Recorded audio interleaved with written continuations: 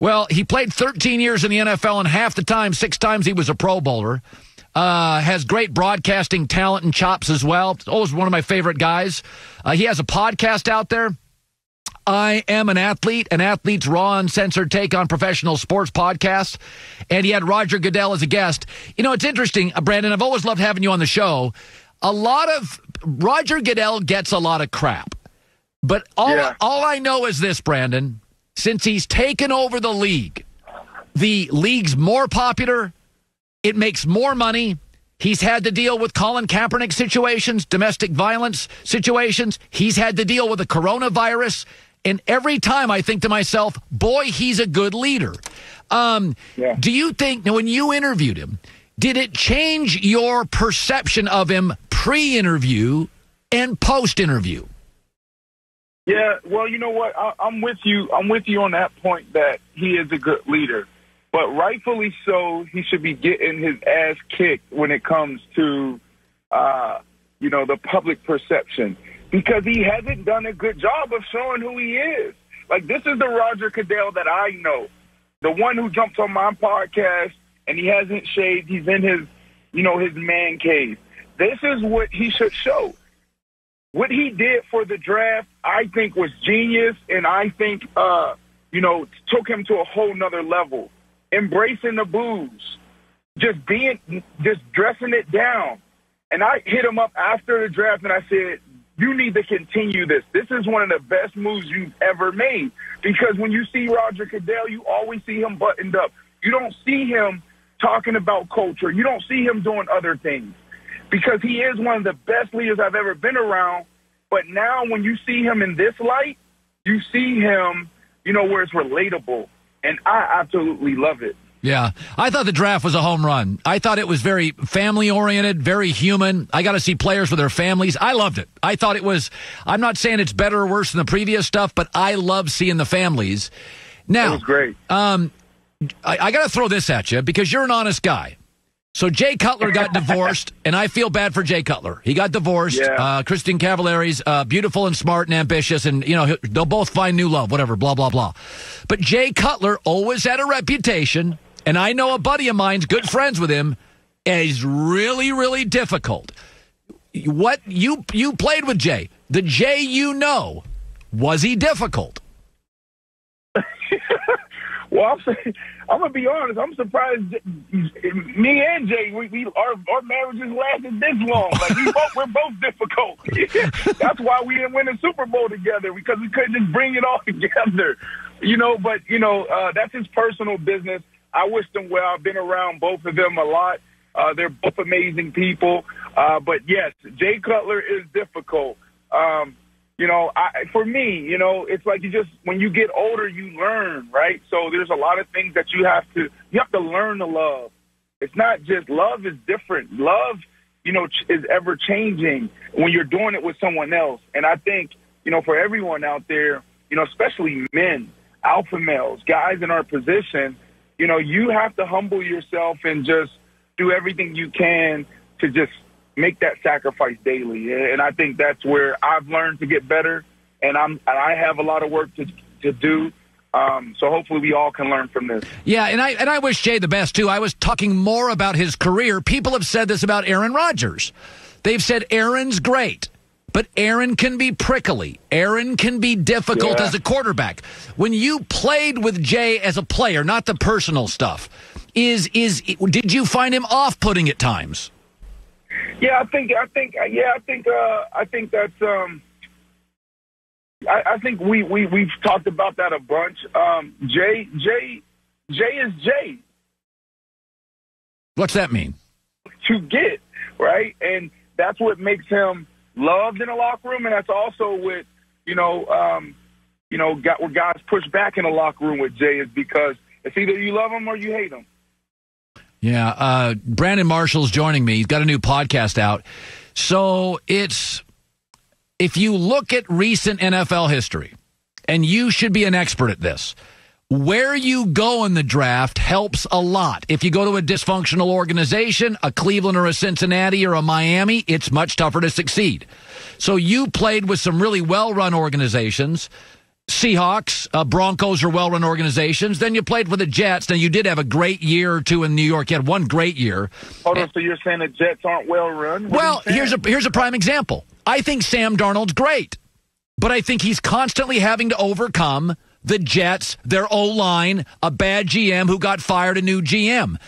I think Joe Burrow's going to struggle in Cincinnati. I don't like the owner. I think the division's tough. I don't like their roster. They don't win enough. Take me to your career, Brandon. Did you notice big differences, a Seattle to a Jets or a Giants, or a Denver to a Miami? Yeah. So when I realized it was when I was traded from the Denver Broncos to the Miami Dolphins. Denver Broncos, I was young, I was dumb, I didn't understand, what being a pro was. I didn't understand what I had. I didn't appreciate what I had. When I got to Miami, oh my gosh, when I talk about terrible, we were good in the locker room. I mean, you think about this, the Miami Dolphins. I was sitting in the office with Coach Sperano when Jeff Ireland and the owner was in Michigan or wherever they were in Stanford interviewing Harbaugh. And we're watching ESPN, and I'm seeing this look on Coach's face like, oh, my gosh, this is really happening. How does that happen at that level? So when you look at the Denver Broncos, we didn't win in those 4 years. We didn't win a Super Bowl. But they ended up winning. Why? Because they are well-run. Joe Ellis, the team there, Elway, they did a phenomenal job. The Miami Dolphins, why haven't they turned it around yet? I think Mr. Ross is passionate about success, but I don't think he's a football guy, and I think he has a lot of work to do. He needs to get the right guys in there, which he may have right now, and we will see. The Jets, this is a shocker. The Jets are actually a well-run organization. It was one of the best experiences I've ever had as a player. Now, Woody, the only thing Woody needs to do is he needs to stop listening to the market and the media. Yeah. If he does that and lets the football guys work, man, they can turn this thing around. They have a great opportunity, definitely now more than ever, because you got Tom Brady who's out the division. It's wide open. Maybe it's not wide open because the Buffalo Bills are so strong. I'm not sure. Did you feel the New York Giants were well run? Ooh, you put me in the spot right now. I did not. Why? I did not. I think they're great people. I think they're a great organization.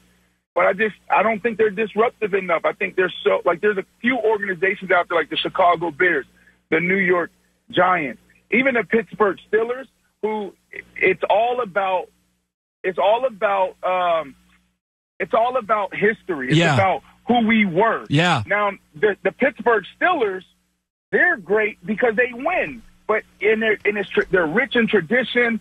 They're super successful in what they do. They don't have a lot of turnaround, great leadership. But when you're not winning, the Chicago Bears, the New York Giants, when you're not winning, you have to change things. You have to be able to shift a little bit. They want you to wear the same socks every single time.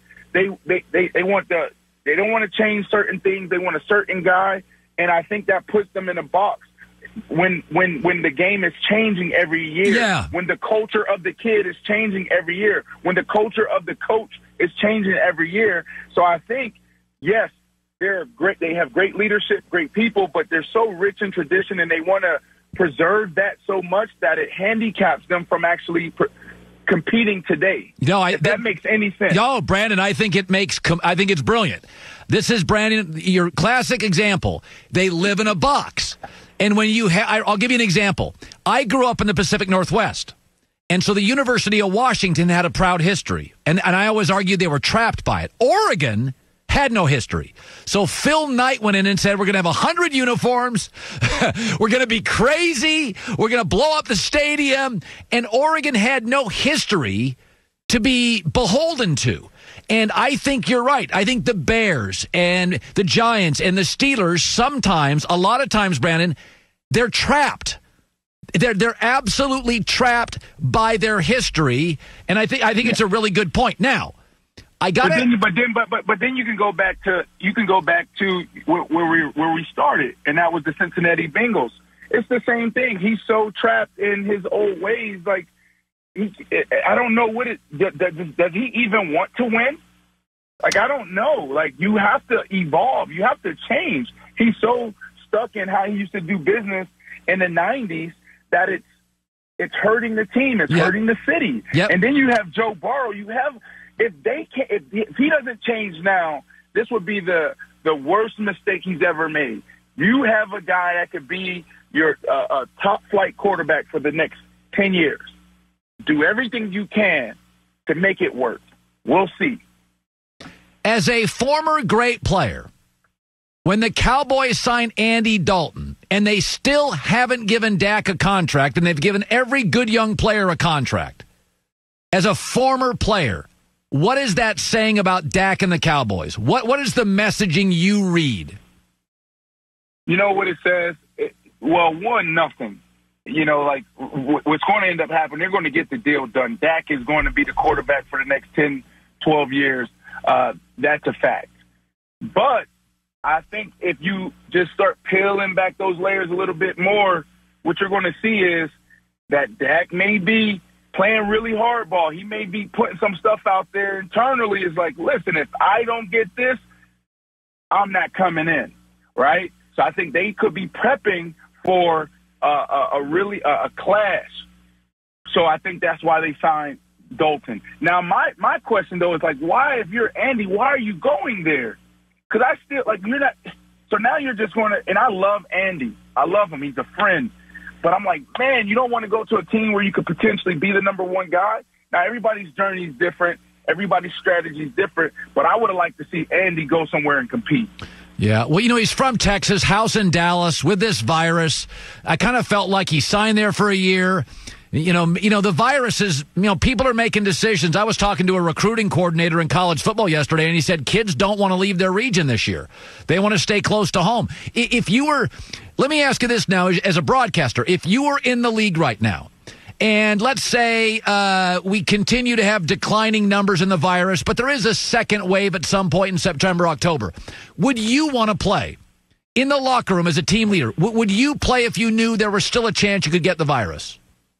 The under 26 Brandon Marshall, yes. The, over 26 Brandon Marshall, hell no.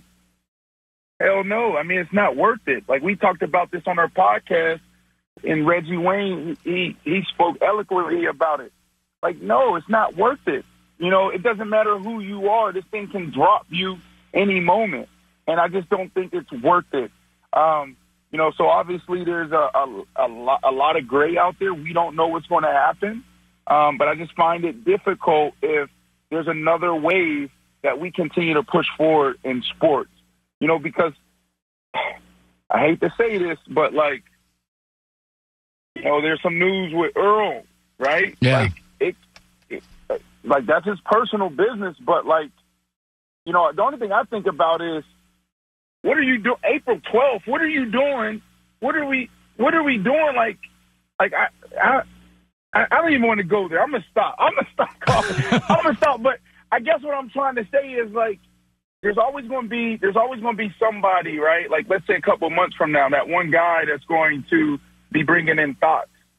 And you know what a thought is, Colin? What?